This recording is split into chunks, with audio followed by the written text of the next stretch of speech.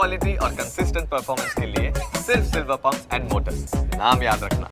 માર્કેટમાં આપણા real estate સ્ટોકના જે મતલબ પરિસ્થિતિ છે તે સ્મોલ કેપ અને મિડ કેપમાં જે બ્લડબાથ થઈ રહ્યું છે તેમાં સૌથી વધુ રંગાયા છે. તો રિયલ એસ્ટેટની જે પરિસ્થિતિ છે તે સમજવી જરૂરી. ઇનફેક્ટ ઇન્વેન્ટરીઝના કોઈ પ્રોબ્લેમ નથી, કેશ ફ્લો બધી કંપનીઓના સારા છે. રિઝલ્ટ્સ તમે જુઓ તો એક બે પેઇન પોઈન્ટને બાદ કરતાં લગભગ બધી કંપનીઓ સારું પરફોર્મ કરી રહી છે.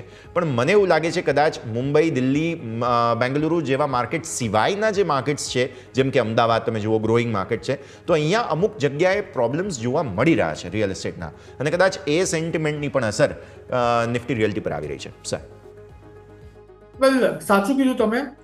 અત્યારે આ લેવલ પર નિફ્ટી રિયાલિટીની વાત કરીએ, ઇન્ડેક્સ અત્યારે આ લેવલ પર 853 પાસે છે, 1% નીચે. બટ ઓવરઓલ નિફ્ટી રિયાલિટીની ગ્રાઉન્ડ રિયાલિટી ચેક કરીએ તો અત્યારે ક્યાંક ને ક્યાંક આપણને આ વસ્તુ જોવા મળી રહી છે.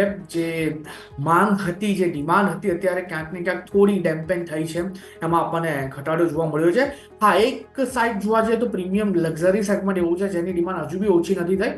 બટ એવા ઘણા ઓછા ડેવલપર્સ છે જે પ્રીમિયમ લક્ઝરીમાં પોતાનો પગ પેસારો જમાવીને રાખેલા છે. બાકી મેજરલી જોવા જઈએ તો એફોર્ડેબલ હાઉસિંગમાં છે અને મિડલ ક્લાસ માટે છે, તો ત્યાં આપણને ડિમાન્ડમાં ક્યાંક ને ક્યાંક ઘટાડો જોવા મળ્યો છે. હવે આ વસ્તુની અસર આપણને આ ક્વાર્ટરમાં તો જોવા મળશે. નેક્સ્ટ ક્વાર્ટરમાં પણ આની અસર જોવા મળશે. એટલે અત્યારે આ લેવલ પર રિયાલિટી સેક્ટરની વાત કરીએ તો જે પ્રમાણે આપણે કીધું છે કે 850-853 પાસે અત્યારે નિફ્ટી રિયાલિટી ટ્રેડ કરે છે. મને ફર્ધર ઘટાડો પણ પર્ટિક્યુલર ઇન્ડેક્સમાં જોવા મળી રહ્યો છે. લોઅર લેવલની વાત કરીએ તો આ ઇન્ડેક્સમાં આપણને ક્યાંક ને